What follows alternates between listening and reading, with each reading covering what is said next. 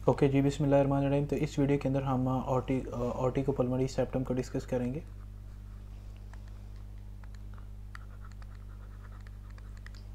ऑर्टिकोपल्मोनरी septum.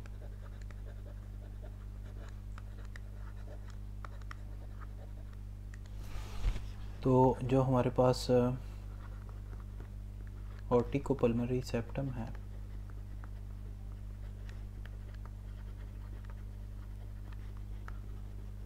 तो यहाँ पे डिस्कस हो रहा है। तो बेसिकली सबसे पहले अगर हम पढ़ें तो हमारे पास एक्टोडर्म होगी। एक्टोडर्म जो है वो फर्दर कन्वर्ट होती है न्यूरो एक्टोडर्म के अंदर। न्यूरो एक्टोडर्म से न्यूरल क्रस्ट सेल डिराइव होते हैं। न्यूरल क्रस्ट सेल्स जो हैं वो डेवलप होते हैं। न्यूरो क्रस्ट सेल जो हैं वो फर्दर जो है ना वो दो रिजेस बनाते हैं। दो रिजेस में एक हमारे पास जो है ना वो बल्बर रिज होगी और दूसरी हमारे पास ट्रंकल रिज होगी। ये जो दोनों रिजेस हैं ये फर्दर ग्रो करेंगी और ग्रो करने के बाद ये एक सेप्टम बना देंगी। सेप्टम जो है वो फर्दर ट्विस्ट करेगा, मूव करेगा, रोटेट करेगा अराउंड ईच अदर। ये जो दोनों रिजेस हैं एक दूसरे के साथ जो है ना वो ट्विस्ट करेंगे अराउंड ईच अदर।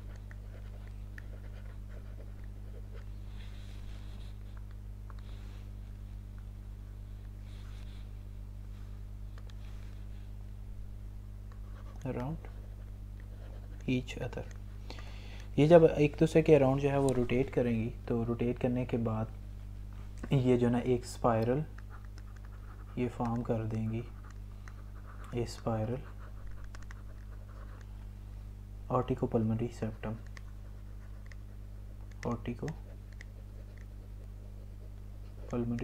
बना देंगे। ये जो ऑर्टिकोपल्मोनरी सेप्टम है ये बेसिकली ट्रंकस आर्टेरियोसस के अंदर बनता है। इन ट्रंकस आर्टेरियोसस के अंदर बनता है और ये ट्रंकस आर्टेरियोसस को दो पार्ट्स में डिवाइड कर देता है। एक असेंडिंग एओर्टा और दूसरी हमारे पास pulmonary trunk. Ascending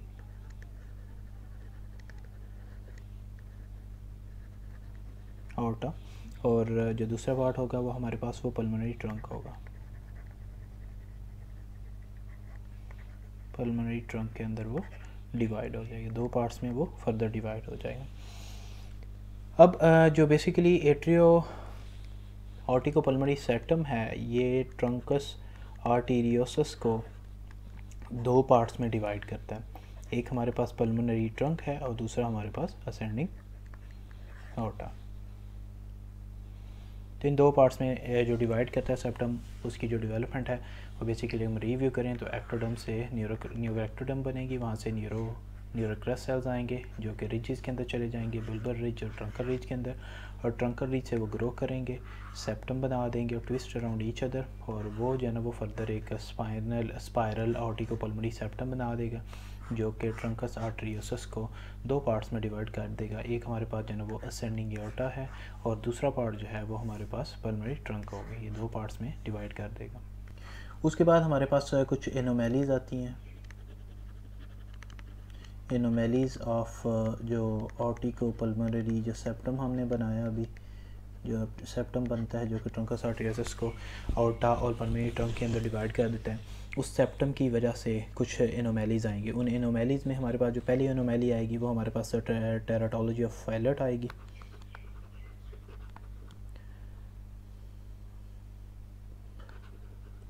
teratology of Fallot, इसमें 4 कंडीशंस होती हैं, 4 कंडीशंस होती हैं।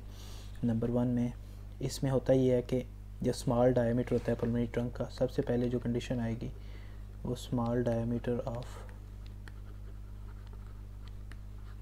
जो पल्मोनरी ट्रंक है, जो पल्मोनरी ट्रंक डेवलप हो उसका स्मॉल डायमीटर होगा। पहली कंडीशन ये होती है।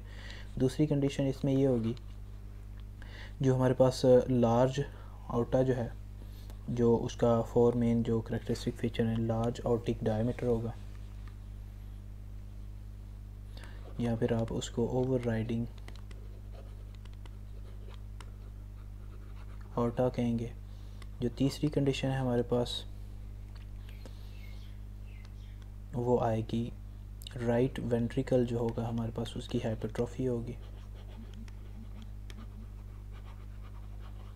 और जो चौथी कंडीशन होगी वो वेंट्रिकुलर सेप्टल डिफेक्ट जो है ना वो इसमें होगा। तो ये चारों चीज़ें मिलके टेराटोलॉजी ऑफ फैलर बनाती हैं। ये हमारे पास पहली कंडीशन थी जो कि एनोमैली है, जो कि एट्रियो ऑर्टिकोपल्मोनरी सेप्टम के साथ आती है। उसके बाद जो हमारे पास सेकंड कंडीशन आएगी वो हमारे पास परसिस्टेंट ट्रंकस आर्टरियोसिस है। परसिस्टेंट ट्रंकस आर्टरियोसिस है। अब परसिस्टेंट ट्रंकस आर्टरियोसिस में होता क्या है कि जो हमारे पास एट्रियोपल्मोनरी जो सेप्टम है वो डेवलप नहीं होता, वो फेल टू डेवलप, वो डेवलप होने से फेल हो जाता है, वो फेलियर टू डेवलप होता है।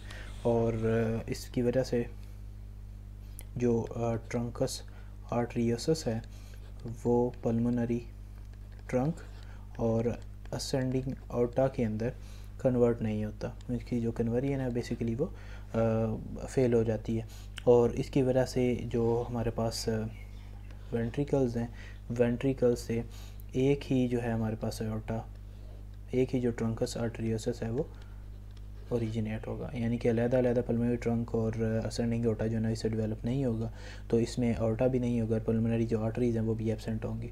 और इसकी स्ट्रॉन्ग एसोसिएशन है with membranes ventricular septal defect, membranes VSD के साथ इसकी स्ट्रॉन्ग एसोसिएशन है।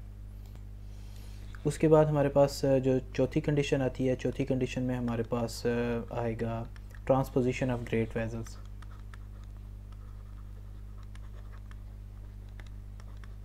Transposition of great vessels.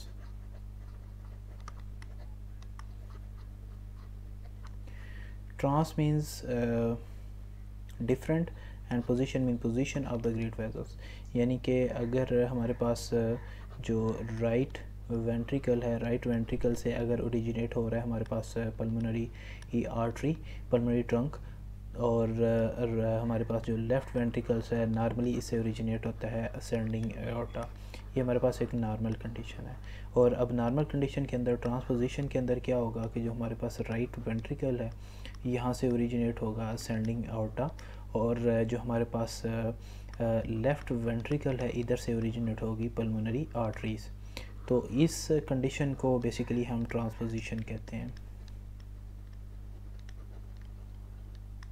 Transposition. इस पोजीशन का हम ट्रांसपोजिशन, इस कंडीशन का हम ट्रांसपोजिशन कहते हैं। होता ही है कि जब हमारे पास वेजल्स की डेवलपमेंट हो रही होती है, जब हमारे पास वेजल्स की डेवलपमेंट हो रही होती है, ग्रेट वेजल्स की, तो ये बेसिकली होती है ऑर्टिको पल्मोनरी सेप्टम की वजह से। अब सेप्टम अगर बन रहा है, अगर ये डेवलप हो रहा है, लेकिन develops but does not spiral around, लेकिन वो उसकी जो स्पायरल मूवमेंट है वो नहीं होती, तो उस कंडीशन के अंदर जो हमारे पास उस कंडीशन की वजह से जो हमारे पास असेंडिंग एओर्टा है, उसका असेंडिंग जो हमारे पास एओर्टा है उसकी जो ओरिजिन है वो राइट वेंट्रिकल से होगी, और जो हमारे पास पल्मोनरी आर्टरी है उसकी हमारे पास लेफ़्ट वेंट्रिकल से ओरिजिनेट होगी। नॉर्मली होता ये है कि अगर स्पायरल फार्मेशन होगी उसके ऑर्टिको पल्मोनरी सेप्टम की, तो इसकी वजह से राइट वेंट्रिकल से पल्मोनरी आर्टरी निकलेगी और लेफ़्ट वेंट्रिकल से असेंडिंग एओर्टा निकलेगी।